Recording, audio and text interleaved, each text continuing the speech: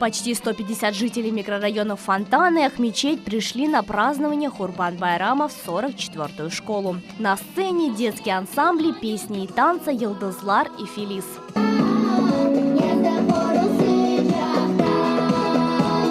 В школе праздник отмечают второй год подряд. Главная цель – приобщить детей к мусульманским традициям. На сегодняшний день в нашей школе очень сильно развито дополнительное образование. И в частности, учителем дополнительного образования является заслуженная артистка Крыма Майя Ханум Анафеева, которая сегодня представила наших детей, своих детей, основными участниками этого события. Народные песни звучат и в Белом 5. Ежегодно в центре микрорайона собираются сотни людей. Подать милостыню, угостить сладостями и уважить старшее поколение. Эти традиции остаются неизменными. Так возрождается культура крымских татар после долгих лет на чужбине. С первого дня Курбан-байрама я посетила очень много праздников, праздничных мероприятий. И смотришь, радует то, что родилось очень много детей. Это уже репатриационные, можно сказать, дети. Да? Это уже те дети, детей, родившихся в Крыму. Радует, что они стремятся и к крымско-татарскому языку, родители им передают крымско-татарскую культуру, учат их взаимоуважению. А жители массива Эски-Сарай собрались во дворе мечети. Каждый год почти 1000 сельчан отмечают мусульманский праздник вместе.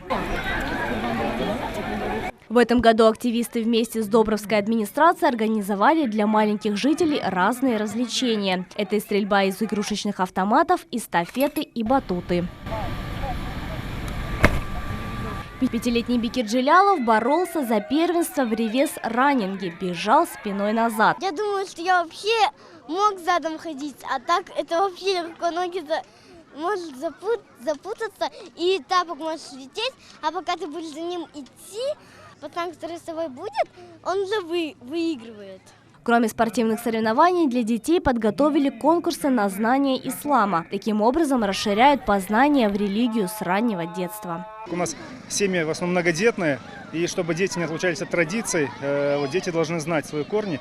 И вот главное, чтобы дети приобщились и принимали участие, узнали, что у нас есть байрамы. Ураза и Курбан-байрам стали любимыми и самыми массовыми праздниками в Эски-Сарае. Ни на каком мероприятии так люди не соберутся, ни на дне рождения, ни на свадьбе, как на вот этих мусульманских праздниках. Сладким сюрпризом и для взрослых, и для детей стало мороженое от местного производителя.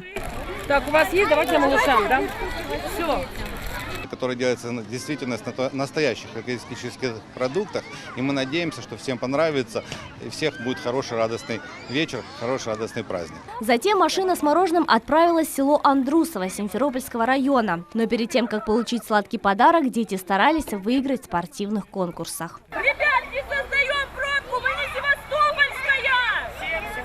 Делиться едой – одна из традиций Курбан-байрама. После праздничного намаза люди приносят в жертву барана. Мясо раздают нуждающимся. Именно с этой традицией последовали активисты долины.